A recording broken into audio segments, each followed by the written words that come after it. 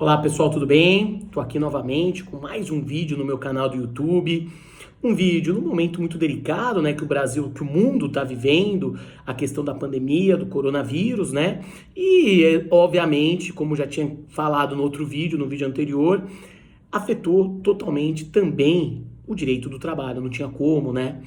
E esse novo vídeo que eu gravo é para falar de uma forma um pouco mais completa de alguns debates já levantados, de outros novos, como, por exemplo, a determinação aqui do governo de São Paulo do fechamento dos estabelecimentos, fazendo apenas algumas ressalvas, do comércio, fazendo apenas algumas ressalvas para restaurantes, lojas de conveniências, alguns lugares de alimentação, postos de gasolina e serviços de saúde, obviamente. E aí, gente, como fica? Pessoal, eu penso que, vamos por partes, eu vou falar logicamente do direito, é um momento nunca vivido isso antes, nunca. Do jeito que está atualmente no mundo, não tivemos com essa repercussão, com a questão da mídia, de tudo, é difícil ter um precedente, não tem. Então, por isso, lógico, eu vou levantar alguns debates, vou falar uma visão objetiva, letra de lei, mas vou fazer algumas ressalvas que não tem como.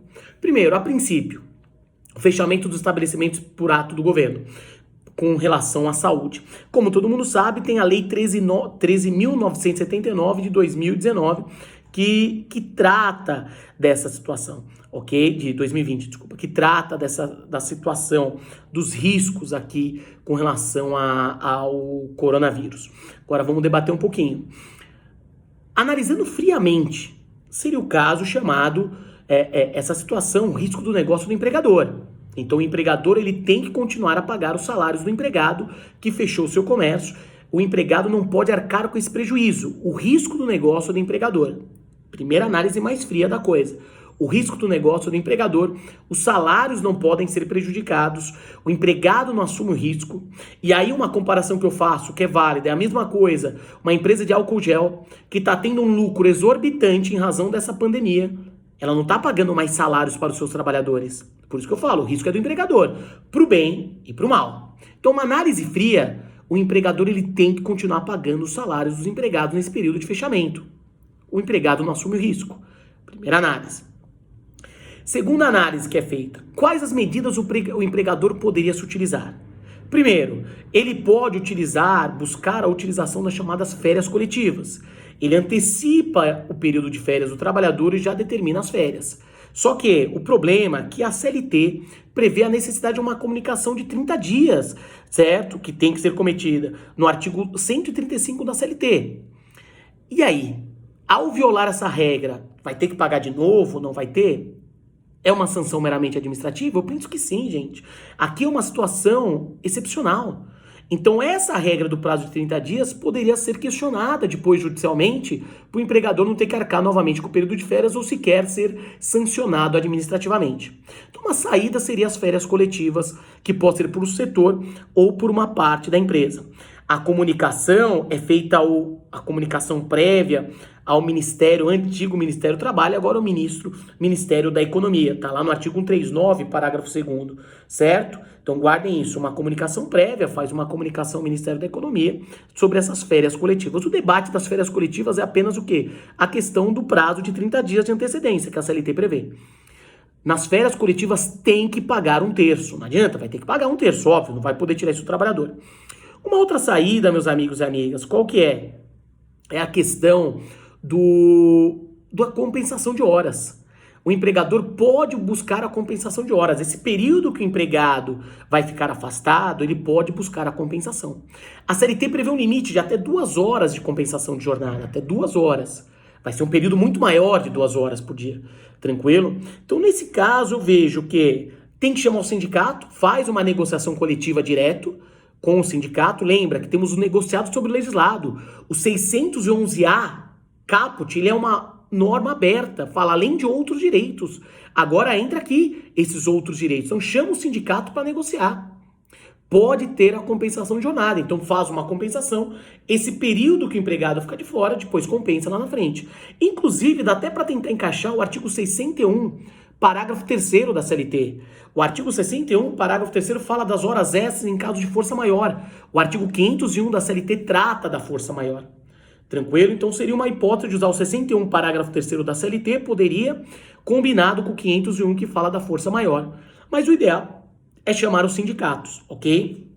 Depois, a empresa pode dar licença remunerada. Aí não vai mudar nada. A licença remunerada é mais ou menos o que eu falei no começo. É continuar pagando os salários.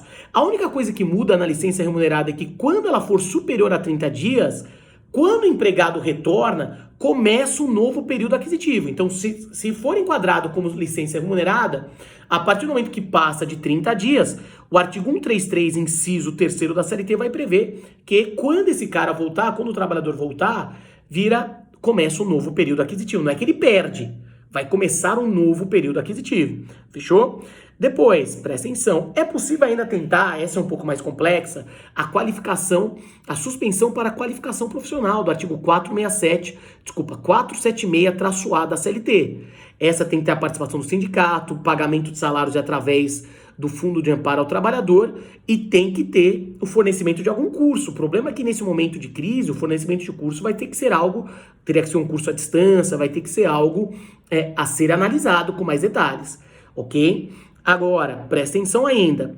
Redução de salário e jornada. É possível? Não no caso aqui, porque já foi determinado o fechamento. Depois desse período de fechamento do comércio, caberia a redução de salário e jornadas? Por negociação coletiva, sim. Por negociação coletiva, o negociado prevalece sobre o legislado. Agora, de novo, cabe ao empregado assumir esse risco? É isso? Juridicamente falando, por negociação coletiva seria possível. Lembre, quando eu falo negociação coletiva, para o chamado hipersuficiente do artigo 444, parágrafo único, que é aquele que tem formação acadêmica e tem uma remuneração superior a 2 vezes o limite do salário-benefício, para esse trabalhador, nem negociação coletiva. Ele negocia diretamente com o empregador. Tranquilo? O hipersuficiente negocia diretamente com o empregador. Não se esqueça disso. Fechou? Então, nesse caso, juridicamente falando, legalmente falando, é possível a negociação coletiva através do sindicato, redução de salário e jornada. Inclusive, saiu notícias que em breve vai ter um novo vídeo meu, que o governo deve, através de medida provisória, autorizar, expressamente generalizar a possibilidade da redução de salários e jornadas. Vamos aguardar para ver se sai realmente isso daí. E, de novo, cabe ao empregado assumir esse risco? Aí você me responde, mas cabe ao empregador, um microempresário, professor? Uma empresa de pequeno porte, uma lojinha, uma quitanda? Também não. O que eu quero dizer com isso? O Estado. É a hora do Estado intervir. O Estado vai ter que intervir financeiramente. Com questão de compensação de tributo, isenções, tá? Tá cheio de dinheiro naquele fundo partidário, é hora de usar aquele dinheiro para salvar a economia, salvar os trabalhadores e os empregadores. Agora é o momento, ok? Então é óbvio, mas é aquela coisa, vamos lá. Empregado, empregador, quem paga? Quem assume o risco não é empregado, é empregador. Empregador e o Estado, quem vai assumir esse risco? O Estado, é isso que eu quero dizer. Tranquilo? Ninguém é doido, óbvio, se as empresas quebrarem não vai ter empregado. Então por isso é algo que o Estado vai ter que ajudar. Vai ter que intervir como se nota em outros países estão acontecendo. Além disso, gente, outros debates interessantes. A questão, o empregado que infelizmente está com sintomas. Aí afastamento. Os 15 primeiros dias, o empregador que paga, então opção a partir do 15º dia, a suspensão do contrato. Se adquiriu na empresa, o difícil é provar. Mas se conseguir provar um enfermeiro que provou que adquiriu no hospital, que adquiriu na empresa o vírus, nesse caso é doença do trabalho, após o 15º dia, tudo igual, só vira suspensão especial. Após o 15º dia, o empregador vai ter que continuar recolhendo o FGTS e conta tempo de serviço. E quando esse empregado tiver alta, vai ter a chamada estabilidade por acidente do trabalho, por doença do trabalho. Fechou? Agora, o empregador ele tem um dever de zelar pelo meio ambiente de trabalho. Cabe ao empregador zelar pelo meio ambiente. Então, o empregador tem que fornecer PIT, máscaras e o álcool gel. Difícil achar, mas você vai ter que fornecer. E o empregado tem que aceitar usar. Se o empregador não garante um meio ambiente de trabalho adequado, é possível se cogitar a rescisão indireta do contrato. O problema é que os fóruns estão fechados para buscar essa rescisão direta. Mas é possível. Se o empregado se recusa a cumprir as normas de segurança, eu vejo que é possível sim, falta grave também. Até porque está no artigo 158, salvo engano, da CLT, que a recusa injustificada de EPI de zelar pelas normas de segurança caracteriza sim falta grave. Ok? Empregado que trabalha com viagens não tem que ser obrigado a viajar, ele pode se recusar, nesse caso não é falta grave, ele não é obrigado a se expor. E se o empregado insistir, o empregador pode estar caracterizando uma falta grave. de expor o empregado a um risco de trabalho, então ele não pode se expor a esse ponto. Além disso, gente, eu vejo que aqui em São Paulo fechou, mas tem lugares que não estão fechados. O empregador pode exigir no empregado que está saudável, está apto a ir trabalhar? A princípio, sim. Se o empregado não está com sintomas, a princípio poderia. É lógico, é uma situação sempre polêmica. Se o empregado está dentro daquele grupo de risco, eu vejo que ele poderia se recusar. Mas aí ele vai assumir o risco dessa recusa, vai ser descontado. Só que não cabe, eu vejo, abandono de emprego, porque ele não tem intenção de abandonar. Ele não está indo trabalhar porque ele não quer se expor a uma situação de risco. Mas é uma situação super polêmica. Até se esse empregado que foi descontado demandar judicialmente, pode ser que o juiz, a jurisprudência, entende que era uma falta justificada, porque ele estava no grupo de risco. Mas, a princípio, ele teria que trabalhar sim. O que se espera é o bom senso do empregador, fazer revezamentos, evitar o trabalho contínuo, aglomerações nas empresas. Mas tem algumas situações que são inevitáveis, o empregado vai ter que ir trabalhar, ok? O trabalhador infectado tem que ser totalmente afastado, a hipótese de quarentena entra naquela discussão que eu te falei do risco do negócio, que não é do empregado, o Estado teria que intervir, ok? Então, gente, são temas importantes. No âmbito doméstico, é a mesma coisa. Empregado doméstico tem todo direito à proteção ao meio ambiente de trabalho. Se ela está com sintomas, fica em casa. 15 dias sem interrupção.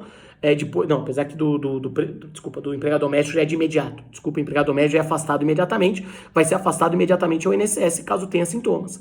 Ok? É a mesma coisa. Você pode exigir que ela utilize máscara, você pode exigir o Aquagel da trabalhadora e ela pode exigir esse direito de ter máscaras e o álcool gel também para prestação de serviço. Ela é também ela é uma trabalhadora como todos os demais têm direito ao meio ambiente de trabalho. Agora, estagiário.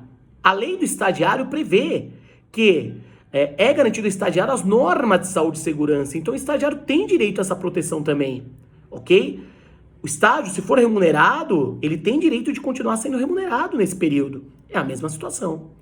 Agora, situações complexas. Comissionista puro. O que é o comissionista puro? É aquele que está se guardando para o casamento? Não, gente. É até estranho fazer piada nessas horas, mas é aquele que só recebe por comissões. Eu vejo que nesse caso tem que ter um bom senso. O empregador tem que garantir uma média salarial para ele. Então ele vai viver do quê?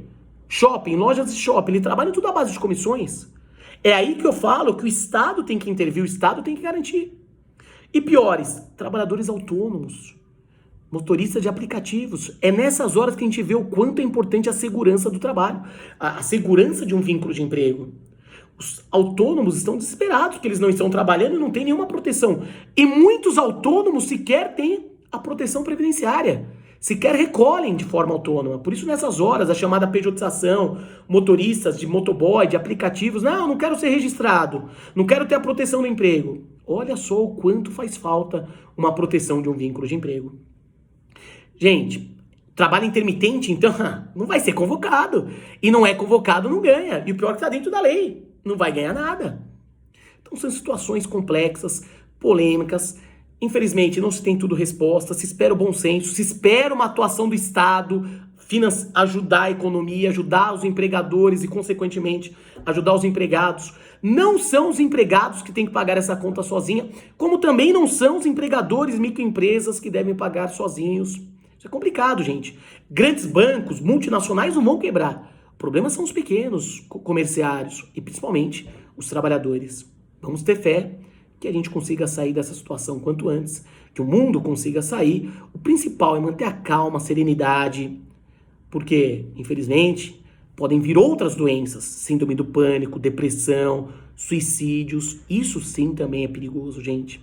Então, vamos manter a calma, a serenidade, e cada um com a sua religião, ter fé, credo, orar, rezar, acreditar, ter pensamento positivo, energia boa, para que tudo se resolva. Fechou? Me adiciona no Instagram, @MarcosScalercio. Mande sua dúvida no Instagram. É mais fácil responder pelo Instagram, então me adiciona lá no @MarcosScalercio, que vai ter mais debate ainda, infelizmente, sobre esse tema. Um grande abraço, até a próxima.